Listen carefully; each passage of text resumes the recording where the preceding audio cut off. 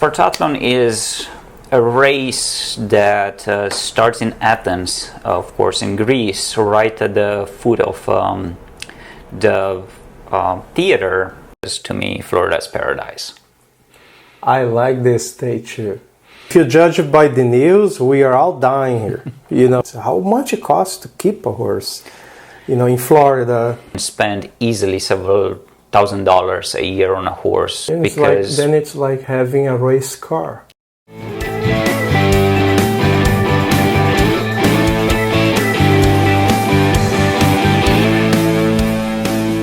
After a long time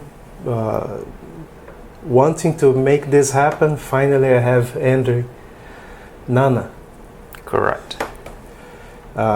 Thank you so much for coming to the podcast, man. I think you have a great story that I want to tell. Well, thank you for inviting me, and sorry that it took so long. No problem. Let me start introducing you to our viewers through the story that caught my attention to you first, which was the marathon, right? How is it called? What's the correct name for it? It's Spartathlon. Spartathlon. Okay. Explain to people what that is. Well, Spartathlon is a race that starts in Athens, of course, in Greece, right at the foot of the theater, and it runs all the way to Sparta. The distance is approximately 153 miles to 146 kilometers, and it's a non-stop race. Of course, some people call it a running race, some people call it a pedestrian race. You have to run in order to finish it, but there are portions of it where you can walk. And it started based on the legend of Phidippides. Mm-hmm. So in 480 BC, Athens was attacked by King Xerxes, and the general who was in charge of defending Athens sent a messenger, an army messenger, which is the equivalent of special forces today. So there were soldiers who were very well trained and capable to accomplish missions on their own, sent Phidippides to King Leonidas in Sparta to ask for military help. And that was during the time of Herodotus, the historian. And Herodotus details this feast of Phidippides running from Athens to Sparta. And in his books, he basically said that Phidippides started on Friday morning and made it to Sparta before nightfall on Saturday evening. So in general, about 36 hours. And in 1982, 5 British officers, Air Force officers, they were vacationing in Greece. And I guess they got bored and decided to see if it's possible. So they contacted the professor at Cambridge University. They studied Herodotus' writings, and they drawn on the map the most likely route that Phidippides would have taken based on landmarks described in the writings. And they run together as a group. Out of the 5, 3 of them made it to Sparta, and 2 made it before nightfall on Saturday. So showing that it was possible to do the route. And in 1983, the first official race was started. The International Spartathlon Association was formed, and since then it became probably the most prestigious race in the world. 153 miles. That's correct. Approximately. It's not an exact, as you can imagine. The route is changing every year based on road work and different situations, but it's between 152 and 153 miles. And that is in Greece. Greece doesn't have any place that is not rocky and a little mountainous, and it's always inhospitable. It looks a little bit like a weird desert, and so it's not the easiest place to run to begin with, even a short distance. Well, the race, it's mostly on the roads. There are only 2 portions of trail, and however, it's very hilly. And at some point, around mile 100, you have to cross the Artemisia Mountains. Again, the Artemisia Mountains are not very high. They are probably around 4,500 feet, about a little bit over 1,000 meters. So they are not very high, but the Artemisiu Mountains itself is very steep, and the trail there can be a challenge, especially for athletes coming from Florida, and because it's pretty cold at night. And I guess what advantages us here is that we train in heat, and during the day it's very hot, leaving Athens, and then the second day when you make it to Sparta, but the night can be very cold. To me, the entire idea of you running that was mind-boggling, and because it is an unusually long race, and you have to go and do it in another continent. Then I heard the story of how you did it with your fiancée at the time, Yes. right? Can you tell that detail, because that is another very interesting story. Well, I met my wife at the race, and it's a pretty funny story. Having been born in Transylvania and Romania, I grew up drinking alcohol from a very early age. That Basically, explains a lot. my grandfather had a little winery, of course, just making wine for family's consumption. But we started drinking at the age of 2, a small glass of wine every day, pretty much for medicinal purposes. So when I started ultra running, I was very comfortable in drinking alcohol, and I've realized that alcohol helps me in races. And I was running this race, long haul, outside Tampa, Florida. And my wife was there. She at that time was living in Colorado, and she's the therapist who's one of her specialties is addictions. So the pre-race meeting, she saw me having 2 beers in my hands and drinking at basically 5:45 in the morning or whatever it was. And during the race, the long haul at that time was a loop race, so people would see each other during. It was kind of a weird shape, almost like an infinity or an 8. So many times you were crossing and facing the other runners coming from different directions. So she was able to see me drinking beer during the entire race. While I don't consider myself a good runner or an excellent runner, I have a pretty good endurance, and it just happens that at that race there weren't too many faster runners than I was, and I think I took 2nd or 3rd place. And we started talking. She was fascinated by the idea of somebody drinking and running at the same time and actually doing decently Still enough. doing well, yeah. Yes. Yeah. So once she moved here, we decided to go to Greece to run the Spartathlon, which was at that point my goal race and my dream race, and it's still at this point the most important race of my life. And I knew that I wanted to ask her to marry me. I didn't want to make a spectacle of it and ask her right at the end of the race. I guess maybe I was afraid that she might say no, or that it's going to be too crowded and too crazy. So my plan was to ask her the day after the race, but to do so by going to the finish line. And I definitely bought an engagement ring, and I carried that ring with me during the race, and I presented to her the next day. So but the next day, the next day at the finish line, or the next day after finish? The next day after the finish line, or after the finish of the race. The race was over on Saturday, and we went back on Sunday at the finish line when there wasn't much of a crowd. Exactly, there, and it was just my wife there, and then my sister and her fiancé were crewing for us. So it was a small family gathering, and I was able to ask her to marry me in a more intimate setting. Nice. But the race became kind of our place to be, and the place that we made the agreement to be together, and the promise of being together. Nice. So you were born in Romania, as you said.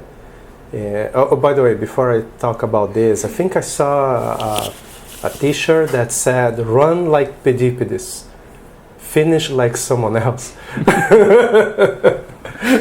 Because in the history he died right at the end, and he announces the victory but drops that. Well, there is a lot of debate, and what appears to be it's not true. So the idea of Phidippides dying doesn't seem to hold to today's knowledge about history. So Phidippides was indeed a runner that was sent to Sparta to King Leonidas, and then about 500 years later, a different runner died while announcing the victory at the Battle of Marathon. And it seems like the Greeks, they just wanted to make a good story about it, and they attributed it to Phidippides. There is also a second variant that Phidippides ran back from Sparta to Athens, and then at that point the military were fighting at Marathon, and then he ran to Marathon and he fought there for 2 days, and he was wounded in a battle, and after the battle was won he died. But definitely doesn't seem to be the main idea that Phidippides ran after he ran a marathon. I mean, definitely he was able to run 5-6 marathons plus return, and he didn't die. Yeah, but I think that the story where the guy runs and then announces and drops that, it's a better story. It would make a better movie for sure. It's definitely more dramatical than the reality. But then you were born in Romania, Transylvania area, which is, by the way, I visit a few times, and I am amazed at it. Yeah. And then when did you come to the US?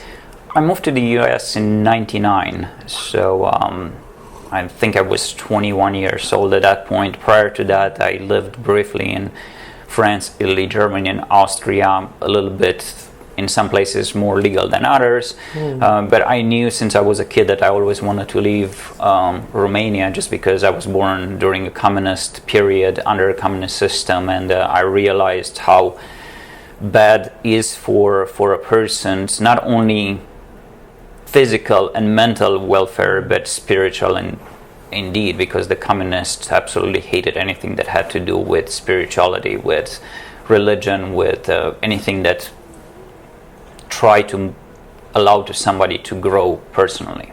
And if you are industrious in any way, it's completely annoying, because anything you try to do that is more productive or that is more efficient, the system squashes it. Indeed, it's probably the worst system that a society can choose to have, and for the most part, I don't think people understand the true nature of communism. It's always something that looks good on paper, and it's something that appeals to intellectuals. I think that's why they were able to take hold of it in Russia, and then they had a certain level of success in France earlier, because on paper it sounds good, everybody to have everything, everybody to have equality, but in reality it pushes the human spirit, and it destroys competition, innovation, and it ruins everything. Oh, definitely. I have visited not just Romania, but all the Eastern European countries, and they, let's say, they broke out of the Soviet Union in 92, right? And then became independent in various different years. But in general, you can tell that, during the 90s, they really separated from the Soviet Union. But you see the signs, you see the heritage of the Soviet thinking and the consequences in their societies everywhere there. It's obvious.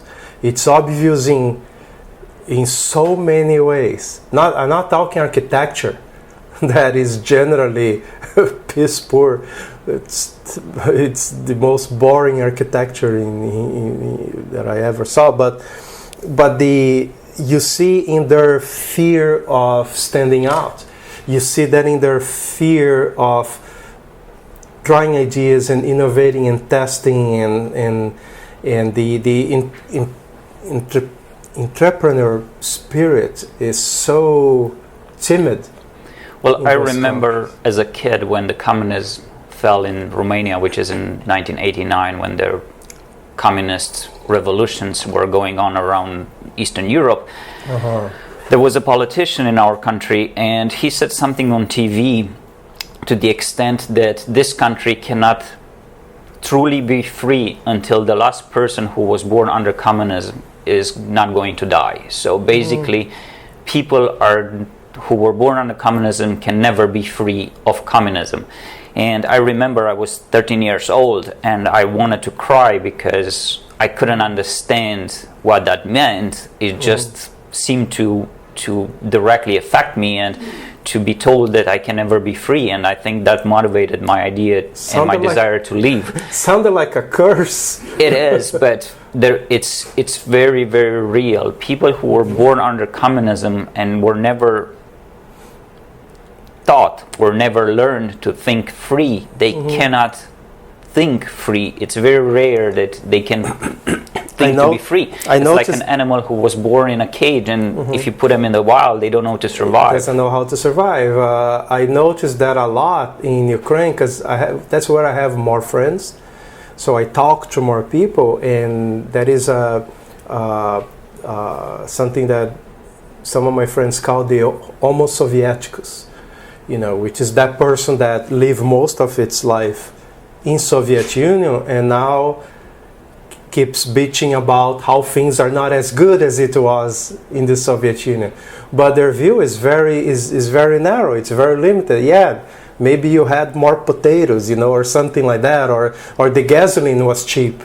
Yeah, but the car was a piece of shit too. Like everything else around the potato and the gasoline sucked.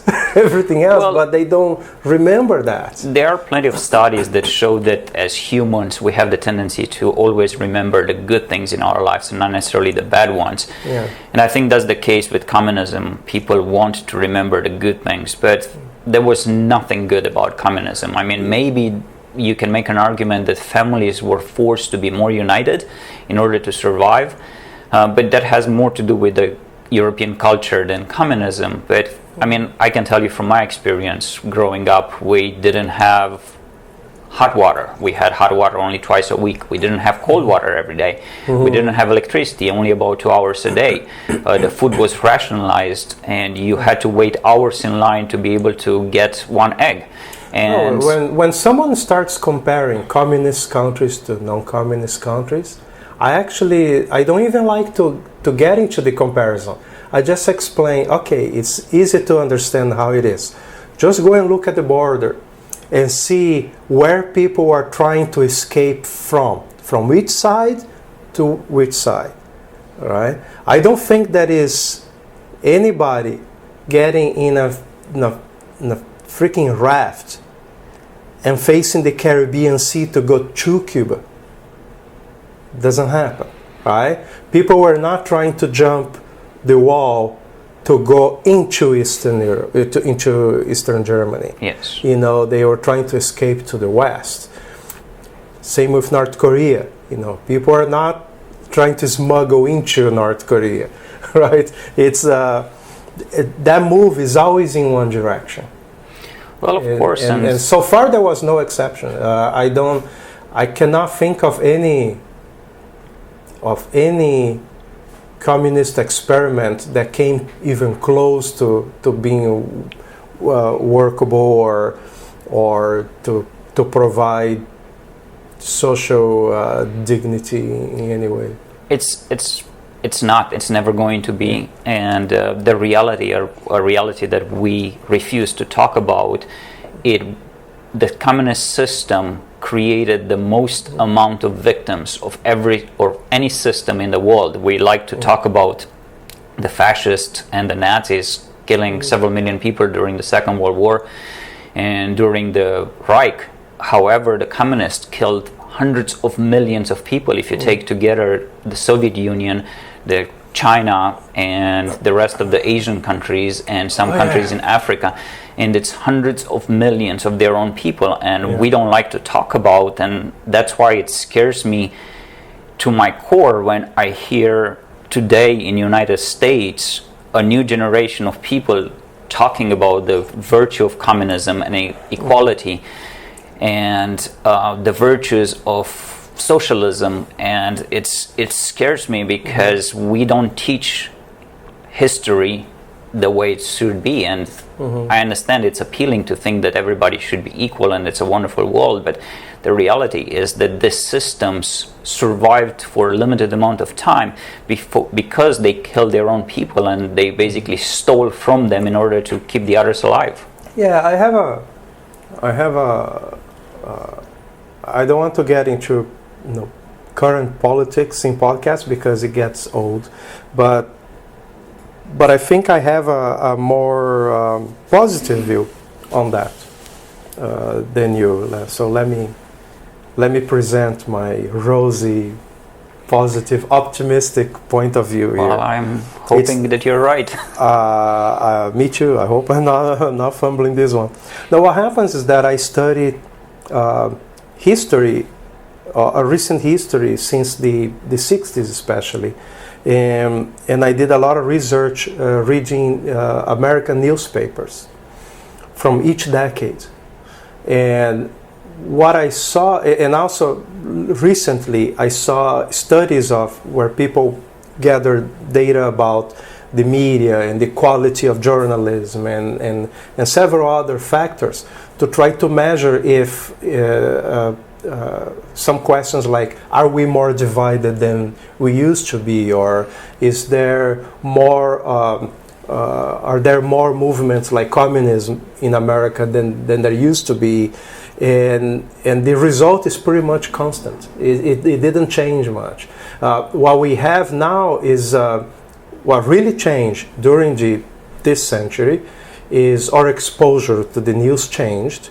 The timing of our exposure to the news really changed. So we are very polarized today, but we were very polarized during the 60s and 70s. And you can easily make the case that it was worse during the 60s. And also there were communism. You could maybe make the case that the case for communism was stronger during the 50s.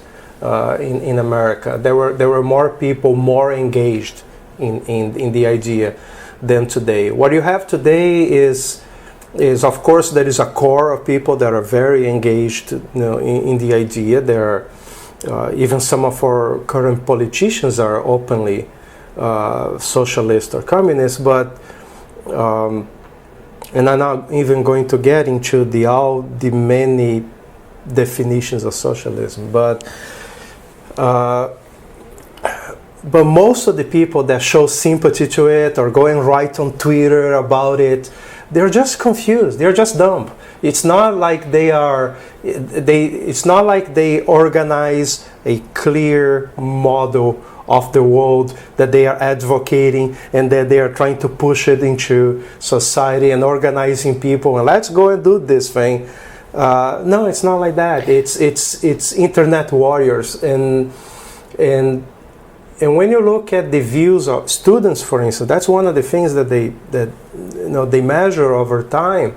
The students of today are not more communist than the students of the 70s. It's just that they are. It's much easier to hear their opinions because they are tweeting and they are Instagramming about it, and so we are more. If we are willing to listen, we will hear a lot more. It's like the idea of police brutality. A lot of people believe that police brutality is worse now, but actually it is measured, and it's measured carefully since the 60s or 50s, and with very well scrutinized statistical models that show that no, it's better now. There is less police brutality, but there is more news about it. Well, I don't disagree, and I think you are absolutely right. What scares me is the fact that the communist systems kept in power by promoting non-values and promoting weird ideas. And it seems like today's society, especially younger generations, are into that mindset. And common sense is being replaced, the true values are replaced with this internet warrior ideas, and that's why you have this movement of BLM or critical race theory, and you had the riots, which were endorsed directly and indirectly by half of the country, all under the name of something good coming at the end, which is very understandable. But I think as long as we do not distinguish between reality and an idea or an ideology, we are on a very, very dangerous path, because you see large corporations bending over and starting to promote racist ideas, racist businesses, and being cancelled. I mean, we are in a very dangerous situations where comedians cannot say certain things on stage for fear of being cancelled and suffering economic, but also for fear of their own lives. Yeah, no, I understand your concerns. Definitely, I see that. I see where you come from. I just don't see it being, what would be the right way to say it? I don't see it being as bad as you're perceiving, just because I pay attention to what happens to them after a while. You look at Dave Chappelle now having a lot of controversy around him. But what is the effect of it? The effect is that he's making more money.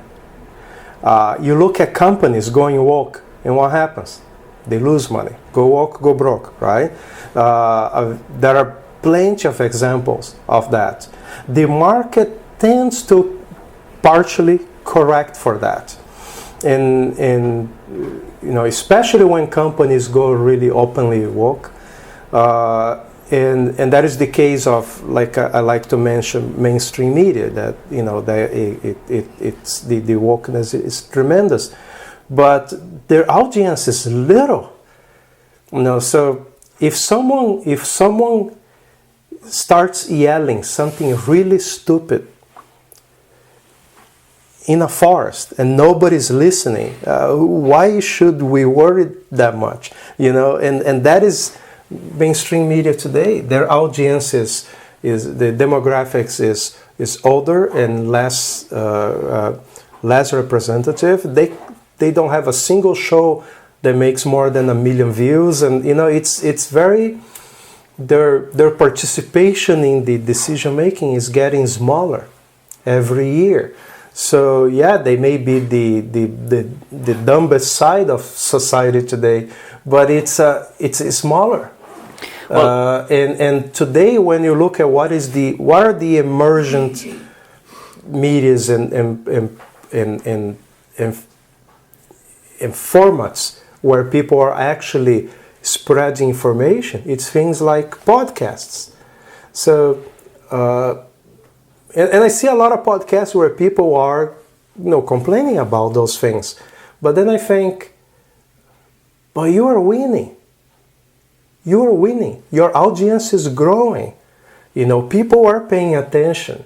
People want to hear politicians talking for a longer period of time, so they can actually explain their point of views instead of just talking for a few seconds. In a TV format that always has to have two different points of view. And all that bullshit that they do on TV. Instead, when you have someone like Tulsi Gabbard or Andrew Yang or these guys in podcasts, they are talking for quite a while, and you can really understand how they think about things. We never had something so good before. Well, I agree. You could never understand how your politician really thinks like you do today because of the podcast. I used to be, for example, very sympathetic to Bernie Sanders, because to me Bernie Sanders was a little bit of anti-Hillary Clinton. I don't know. There were some things that I like about the guy. And then he did a podcast with Joe Rogan, right, in which he spent 2 hours. And Joe Rogan knows how to ask very well, and the questions. And the more he spoke, the less I like it, because I like the guy. But the less I like his ideas, because I see that, well, his grasp of economy especially is very tenuous.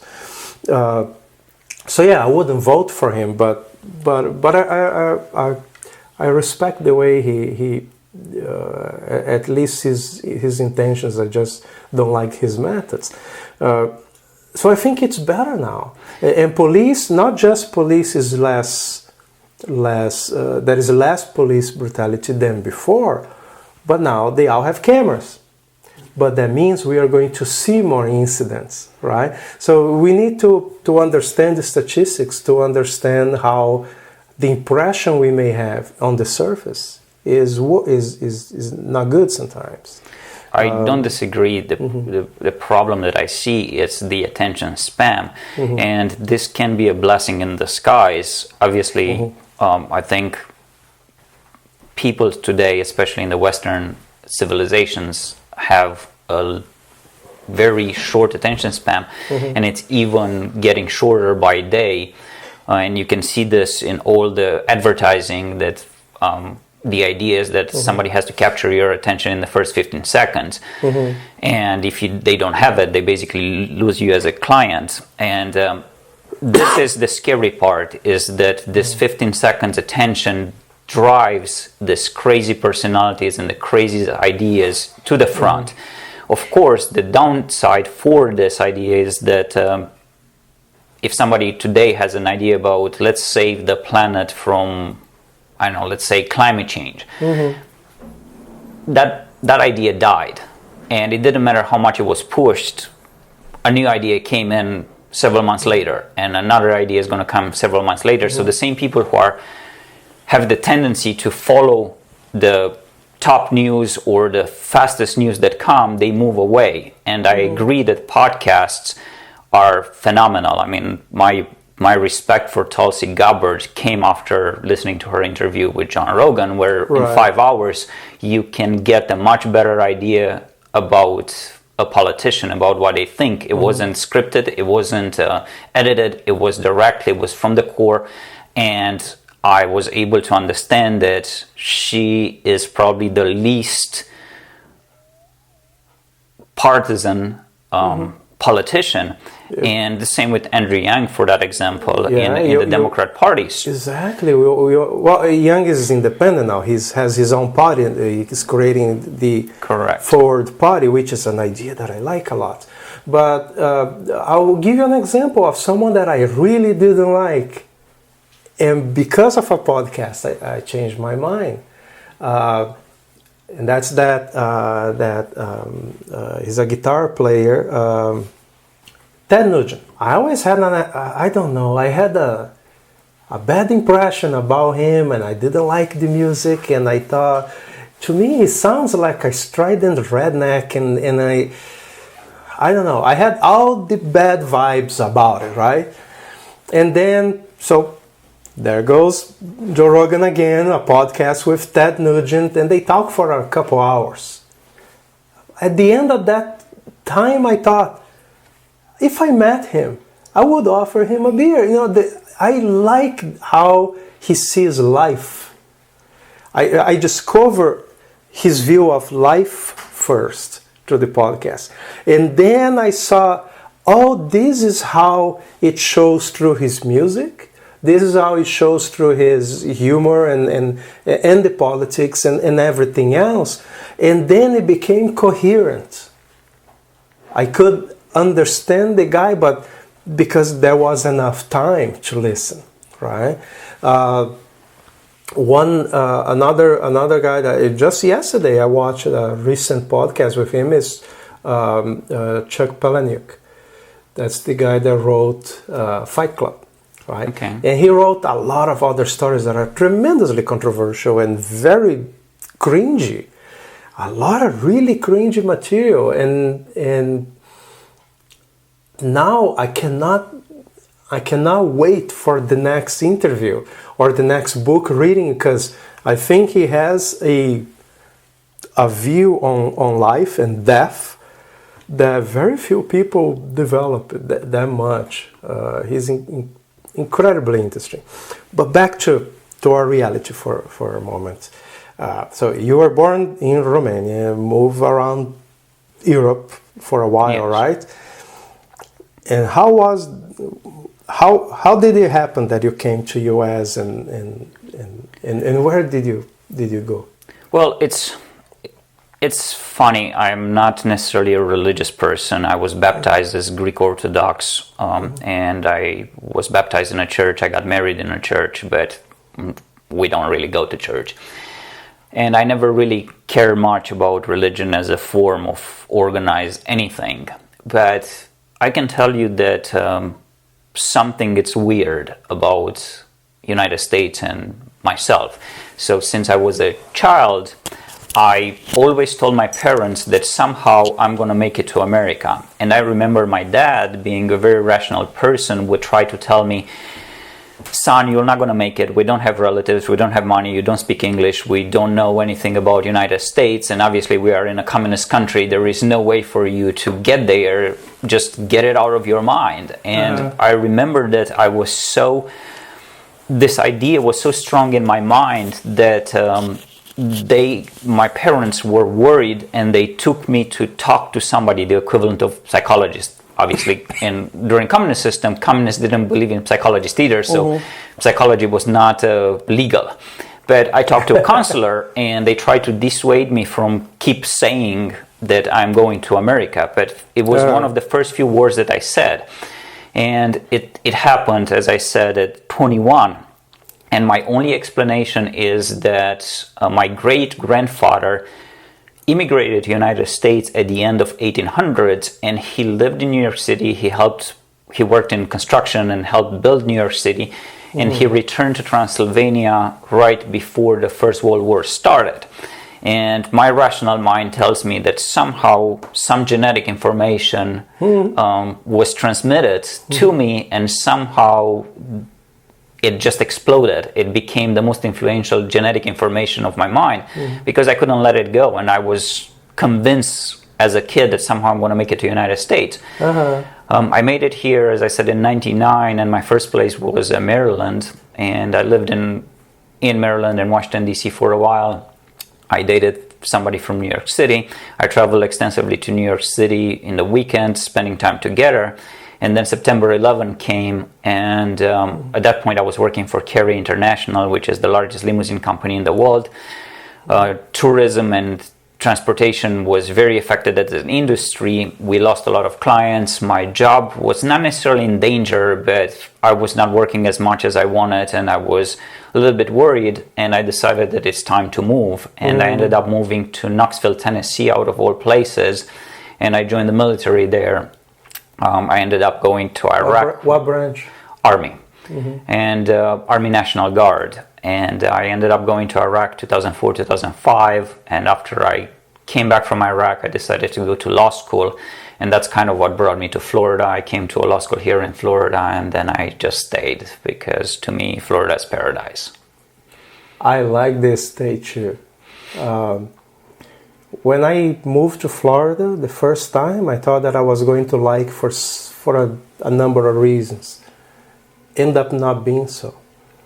I really like it, but for different reasons. And I think that it's one of the most interesting places in the world for me now. But it turned out like that. As I evolved, I discovered that I like the lifestyle here. So, I do too, and the weird part is that every place around the world where I lived has pluses and minuses. But one thing I can say about Florida, the more I live here, the more I like it. And especially the last 2 years dealing with this craziness, the pandemic, I was impressed with how DeSantis govern. And if there is hope for me, is in DeSantis. I mean, I just like the people. I like the multicultural aspect of Florida. I have so many friends that we talk over internet, and they went through depression because they were in house arrest effectively, especially friends in Greece and Australia and Spain. I have a friend in England that has also went through some depression because, can't go anywhere, can't do anything, like, and here we basically, we had a little bit of measure here and there, but for the most part, we were free to go everywhere, we were free to shop, business as usual in Florida, and it turned out okay. And I'm pretty happy that we had that fortitude to consider that, yes, you need to look at being careful, but you also have to be careful about freedom and lifestyle and health and going outside. And for instance, in Miami, they closed the parks, the city parks. But that nonsense didn't last too long, Very soon we realized, no, but being outside is good, So, and in some countries or some cities, even in America, it's still complete nonsense.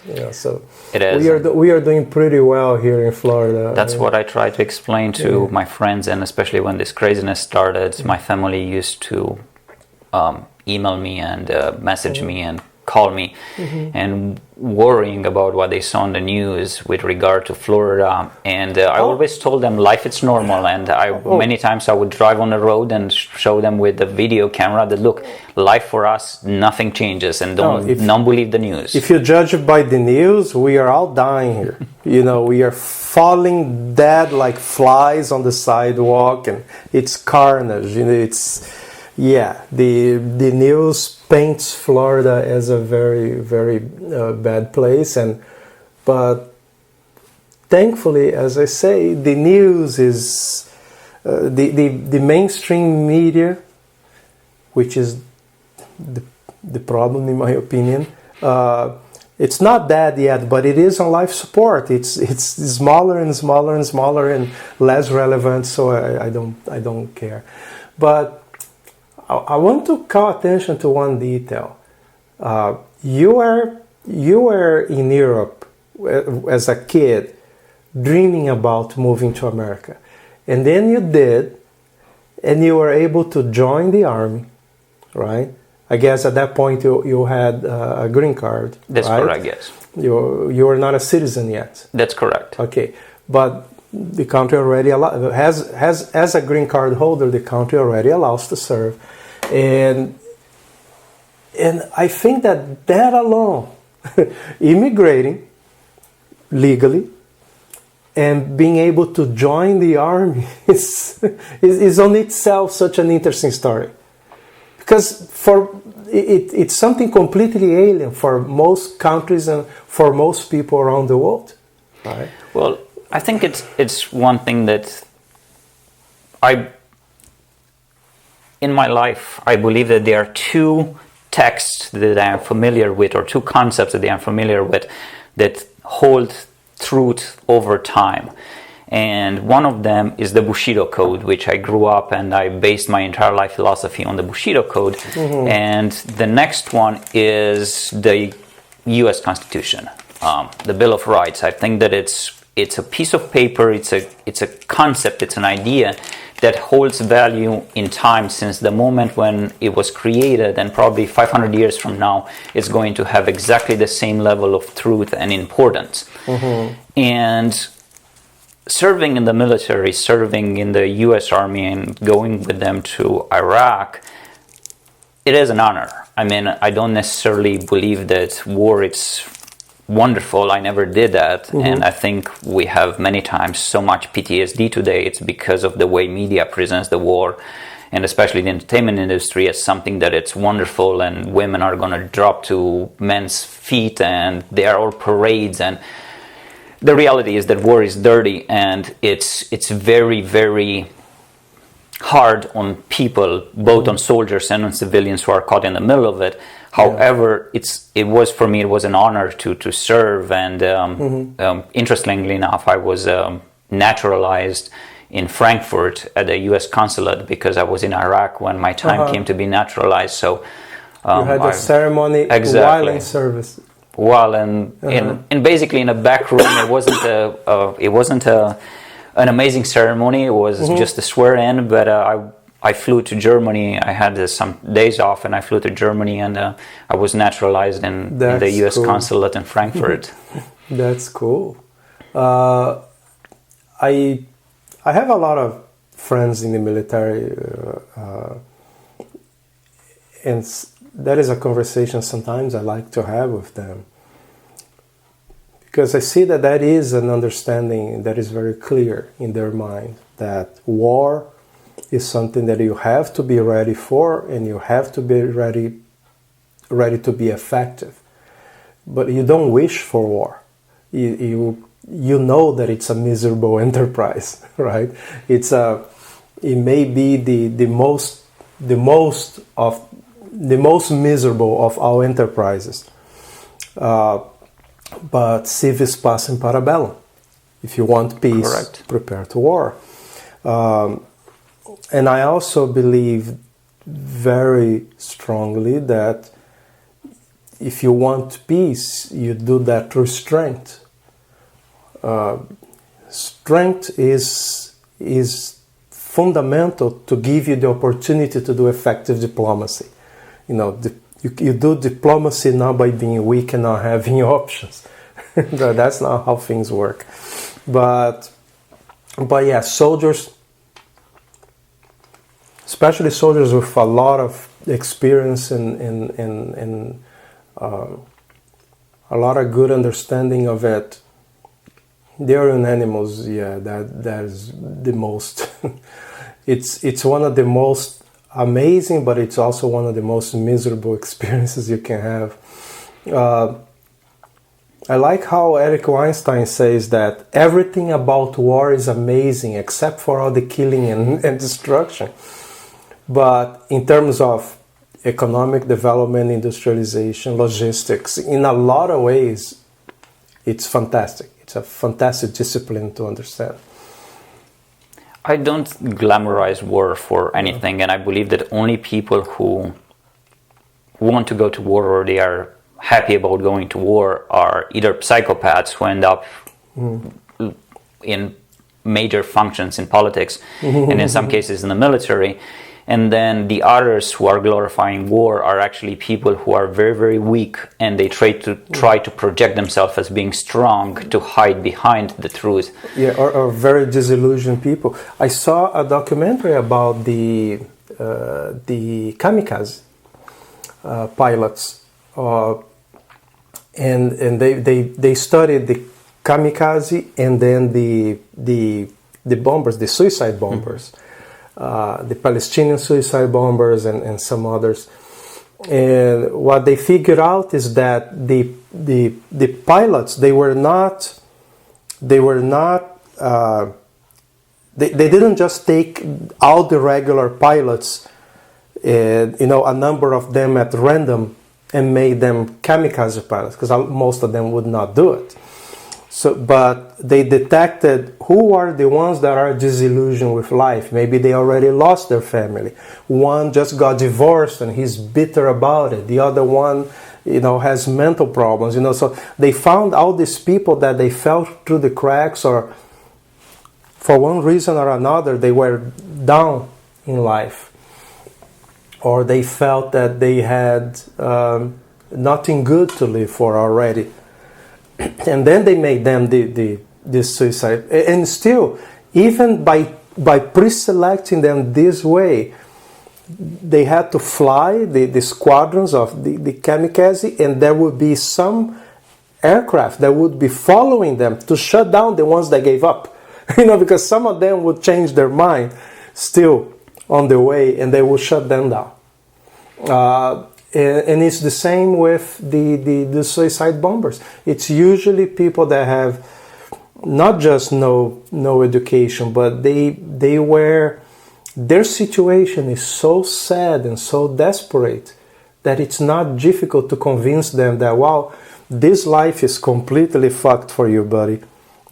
Maybe we can make the next one a lot better and throw 72 virgins at it, or whatever is the incentive, it's virgins or t-shirt. I don't know what it is that they give them, but whatever is the incentive, it's going to work only if they were already pretty nihilistic. Right? Well, I think it's the same philosophy that applies to any cult that is able to thrive. They are always finding the people who have no meaning in their lives and have no identity. I mean, Jordan Peterson has very great talks about this and how important it is to form an identity and to have a meaning in your life. And I think it's much harder to convince somebody to do something crazy if you know who you are. Meaning by the voluntary adoption or hardship, right? So you choose the challenges and you take the responsibility. That's the only way. He's not advocating that you should look for happiness.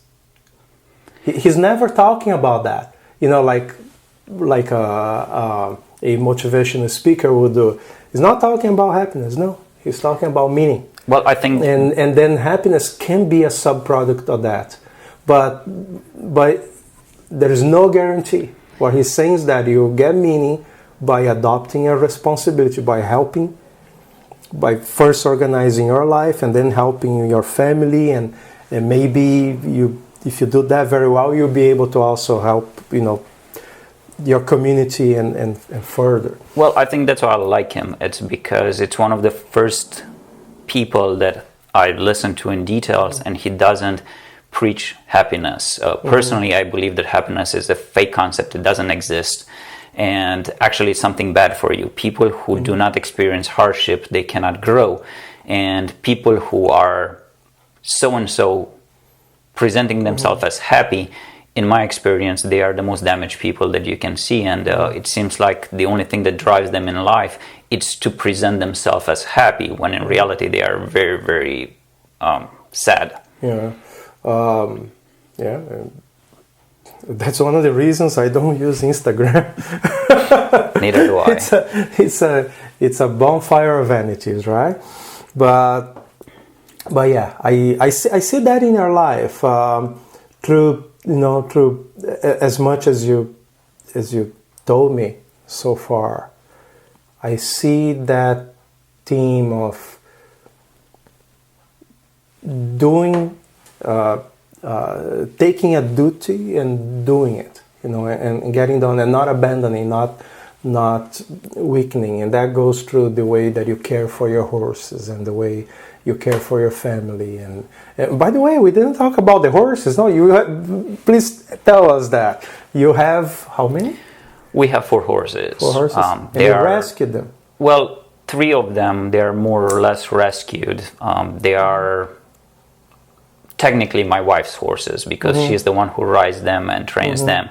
I like to play with them, I like to train them. However, I don't have the time to do it, so I just have to work and hope that someday I'm going to have a little bit more time to interact with them. I like to work with them liberty training, which is basically working with the horse without using aids, and it's mostly training them by talking to them, by giving them clues with your body, but without using whips or ropes or anything. And it's something that it appeals to me. I don't like to ride. I have no passion for riding. However, my wife rides. She rides dressage.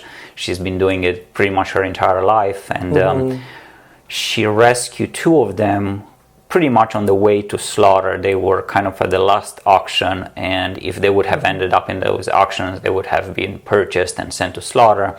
One was an abused horse that I ended up purchasing as my first horse that I purchased last year, and it came to us, or it came to my wife for training, and I just fell in love with him, and I wanted to save him. And one of the horses that we have, that one was purchased directly, so he wasn't a rescue. But we just have horses. We don't have kids, and we have the horses and the dog. They are our children and our family. Yeah. How? Just to have like a vague idea of it. How much it costs to keep a horse? In Florida. I'm not talking about a race horse. Talking like a regular horse that you rescue. I mean, it all depends. South Florida, it's extremely, extremely expensive, and it's prohibitively expensive for us, which kind of puts us in a situation where we have to move. We love the beach and we love to be near the beach, but it's very expensive here. Now, how expensive is a horse? It all depends what you do with a horse. So in South Florida, if you don't have land, you have to board it somewhere. And there are several different options. You can board it as full-time board where somebody else takes care of them. You cannot have it in your apartment. So you can board it as full-time where somebody else takes care of the horse and feeds them and cleans after them. And that can be anywhere between $800 to $3,000 a month per horse.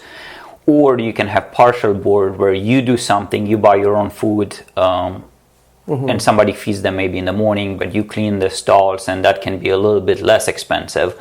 Maybe $250 to $500 a month, depending on the facility and the area where you go. And then on top of that, I mean, our horses competing being athlete horses, they require top quality food, hay, supplements, and of course they require farrier work, basically taking care of their feed, which can be very, very expensive, several $100s every few weeks per horse, and dental work and so on. So you can spend easily several $1,000 a year on a horse without even going to competitions. Then going to competition, it can be prohibitively expensive as well. Then it's like having a race car.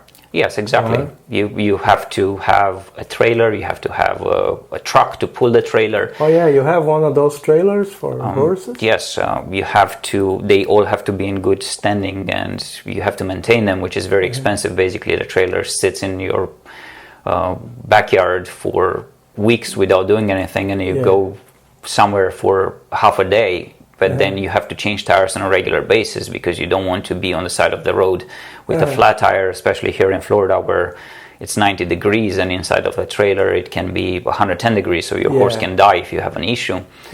And the truck has to be in very good order, so it can be prohibitively expensive to own horses here. Of course, you can do it much cheaper. We are trying to save as much money as possible, so my wife does a phenomenal job of she learned to be a farrier, so she takes care of their own feet. We try to medically do as much as we can and prevent any kind of injuries. We buy our own food for the most part, and we clean the stalls and we take care of them. So we are pretty much doing it as cheap as possible, but it's still very, very expensive. You mentioned Jordan Peterson. Is there someone else that you listen to often in the podcast realm, like Jordan Peterson? Well, I do. I mean, I definitely love Joe Rogan, and I listen to as many of his podcasts as possible, and I like to listen to different point of views, and I think he does an amazing job at presenting different point of views and asking great questions of the people he has on, bringing those different points of view and analyzing them. And of course, I like some of the political commentators like Ben Shapiro or Michael Knowles, which in a certain way, I think they're a little bit more radical and a little bit more slanted one way, but I still compare it with mainstream media, which I refuse to follow. Mainstream media is trash. Just we don't need to measure the words here. It's just trash, okay? But yeah, I like Ben Shapiro, but I'm not familiar with the other guy. Michael what? Michael Knowles. He works for the Daily Wire for the most part as well.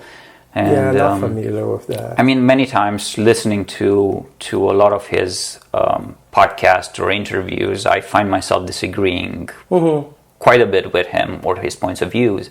But I think that's why I like it. It's that it challenges me to disagree. Interestingly enough, I used to be a very, very liberal person coming to the United States, and as the years passed, I became more and more conservative. I would still not consider myself a conservative, but I have some problem with those definitions because they are. I used to think that I was very conservative, and then I was having a discussion about it with a friend, and he said, "But you're such a liberal."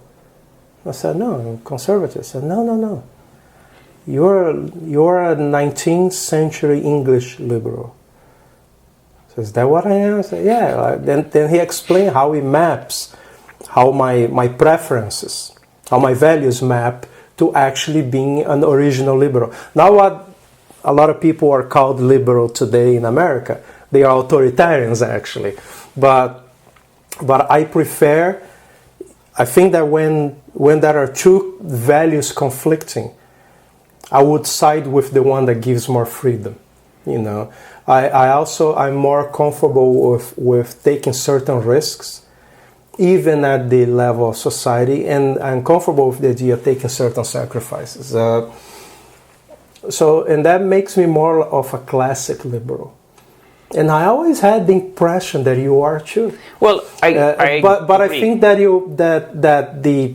that a lot of the values of classic liberalism are so similar or the same as the values of a lot of conservatives. Well, they changed, and that's the scary part today, is that that's what the communists did. They changed the system of values, and that's what happens, in my view, in today's society. We change what words mean almost 180 degrees. You take something that was good and you make it sound bad, and you take something that it was bad and it was for the entire duration of history considered bad, and today you make it to be good. I'm not ready for that yet. I'm still doing some research on that, but I think I'm studying how Jordan Peterson explained the connections, the correlations between certain personality types and how conservative or liberal or libertarian they tend to be. And I think that demarcates a little better who is who. And many times when I'm talking to my friends, they say, oh yeah, but I want this, I like this, I like that. I said, yeah, but that makes you a liberal. Right? Not MSNBC liberal. I mean, it makes you a true original. I don't disagree with liberal. you at all. And also, I appreciate the comment you made earlier about the Constitution. Yes. The American Constitution is one of the weirdest things that ever happened in history, because it was so well designed from the point of view of game theory. They predicted correctly a lot of the problems, a lot of the pitfalls. Didn't require many corrections or adjustments later, other than the amendments, right? But even that didn't require many. If the more you understand game theory, the more you admire how brilliant that book is. Yes, indeed. You know how brilliant. I have fantasies sometimes of people doing a protest and the police is there and the other people there, and they are throwing constitutions at each other, because it would really help if they read. You know, especially if politicians read it, it would be so amazing, right? It would help a lot. So I appreciate that comment. Well, thank you. As I said, it's the Bushido Code and the U.S. Constitution. I believe that there are two concepts or theories that held value for myself since I was become familiar with them until now, and nothing changed. I mean, I think we all change at a certain degree with more we live and more information we have. And what was interesting to me, it's that never been very religious, listening to a lot of Jordan Peterson podcasts and just liking him, I started to pay a lot more attention to religion and how that influences our life and how it influences the society over the entire history. I became a Christian atheist because of him. You know that expression, right? I am not very familiar with it. Some of his fans made a joke about it because they were atheists. And they said, oh no, but Jordan Peterson made me a Christian atheist. So that means I am an atheist, but because of his talks, I understood that my value system didn't start from a blank page.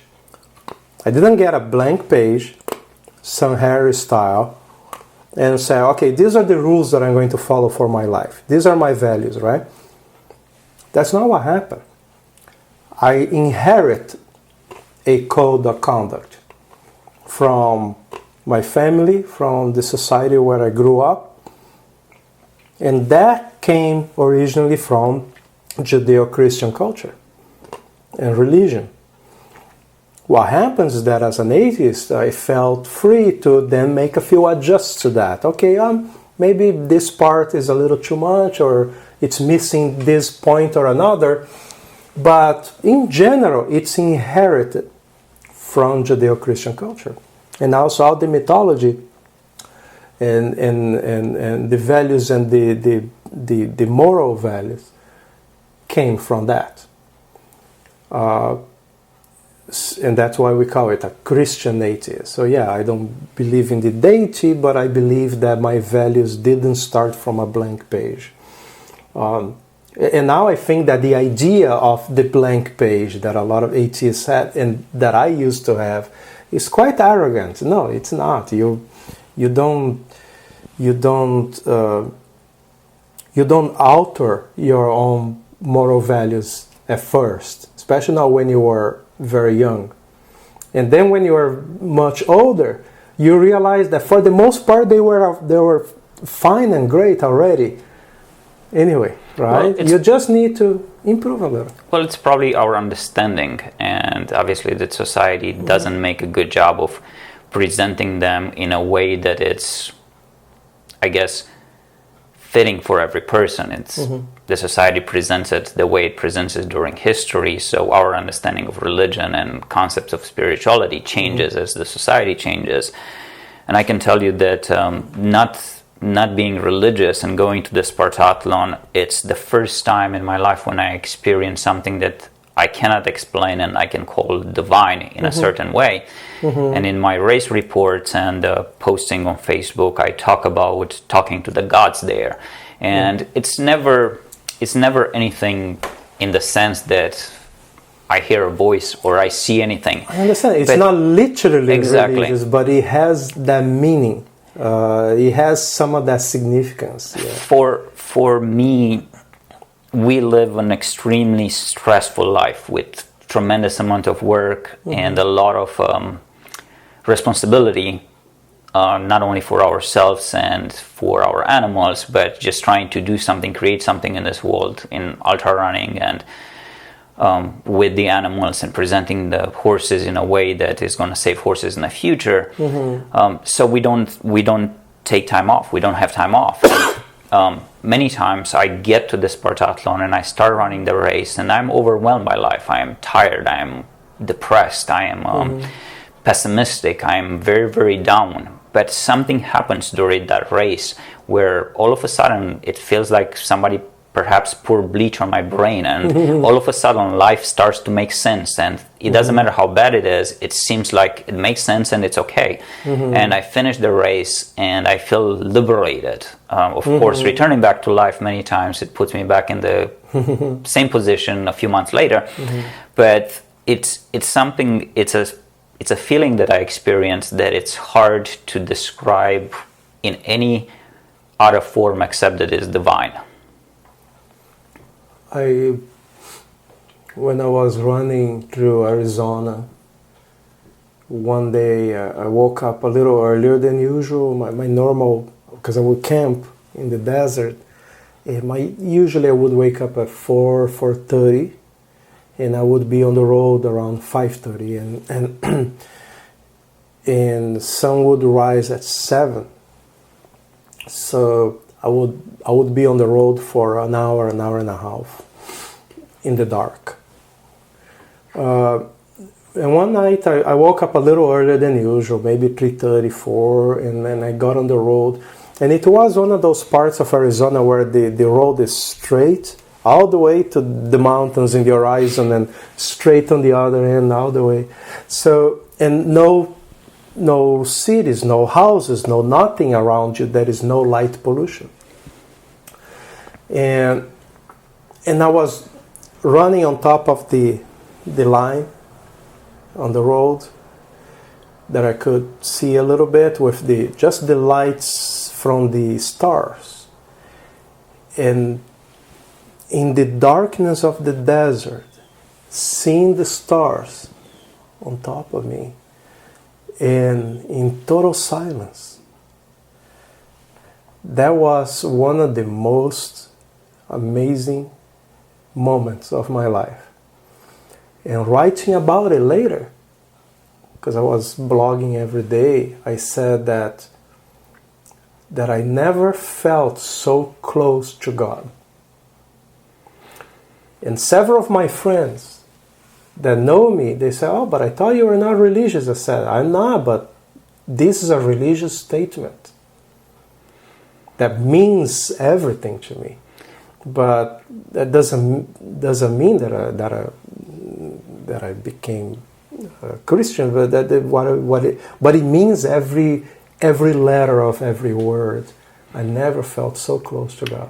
It seems like it's a common theme to people who do ultra running at what I consider ultra running through level of crossing, like you, continents, or running around the world, or running extremely grueling races where you are forced to break up with your mindset that we live every day and kind of return to a very primordial state of mind where it's just you and the universe, and you can't think in the same terms. You have to just survive and go forward because there is no other option. Mm-hmm. Yeah. The kind of running that you did is mind-boggling to me, because I know how much pain it is involved and how much you have to switch into that, and I admire that. That's what made me curious about talking to you and made me curious to become friends with you online. I think we met only during training once, right? We met a few times in Hollywood Beach when we were doing some runs together, or runs between Hollywood and Miami. In Miami, yeah, because I did some of those trainings at night with you guys. So I was always very curious about that, and I consider a privilege to be your friend. Well, it's a privilege to meet you, and I think ultra running, I consider it my religion, because I think people like to talk, especially today, which it really, really bothers me, about ultra running as being heroes and being, I don't know, this exceptional individuals. I don't think we are. I think it's probably the most selfish thing that we can do, because it's one thing that you're not doing for anybody else. I mean, there are people who try to promote it, that you're doing to raise money or to do, but the reality is that we are doing it for ourselves. But it's the truest form of life, because in our daily life, we are successful only as long as somebody else that we interact with are going in the same direction. So it doesn't matter if you are in a work situation, and it doesn't matter if you are the best employee or you perform the best service. If the client doesn't want you, doesn't like you, doesn't appreciate the service, you're going to fail. It's the same in school. It doesn't matter how hard you study. If somebody doesn't present you the right way to study or doesn't give you the right grade, you're not going to graduate. It goes even further with family. It's a relationship between two people, which, by the way, I find that relationships are probably the hardest thing that somebody can do in life, is to have relationships. And the closer they are, the harder they are. But you cannot be successful, even if you give 100%. As long as the other person doesn't give something back, is destined to fail. But in ultra running, it's the only form that I met so far of doing something where you're 100% in charge of your success. You're the only one who can decide that I'm going to stop, I'm going to fail. As long as you want to go forward, there is no failure. It doesn't matter if you are injured, you can run injured, you can run sick, you can run. I mean, one of the people who inspire me is Jesper Olsen from Denmark, which probably you ran with him, or at least you met him. he ran twice around the world, or is the first person who ran around the world twice. And he describes running through Africa, having malaria and having to pass out. And he risked his arm at some point when it was infected. And he's been told that they're going to have to cut it off. And he didn't want to stop his run. He continued to run to finish his goal. And myself, I started races injured to the point where any doctor would have said that you're completely out of your mind. And weirdly enough, I finished the race less injured than I started. Yeah. Yes. Your experience is very interesting, and then, you know, when I saw all your concern with others, and, you know, and the horses and all that, I thought, okay, this is such an interesting person, and I'm very happy that you agreed to do this podcast. It's a great honor. Well, same for me. Thank you for having me. Thank you, brother. Thank you.